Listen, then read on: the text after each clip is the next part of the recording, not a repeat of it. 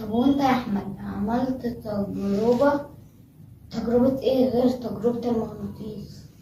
جبت حاجات وجبت طبق فيه مية مليان وحطيت الحاجات وشفت الحاجات اللي فوق والحاجات اللي نزلت تحت. طب ايه بقى الحاجات اللي انت جبتها؟ معلقة ومفتاح وبيضة وكورة. كورة صغيرة ولا كورة كبيرة؟ كورة كبيرة شوية وسفينة من الورق. ماشي. طب ايه اللي طلع واللي نزلوا؟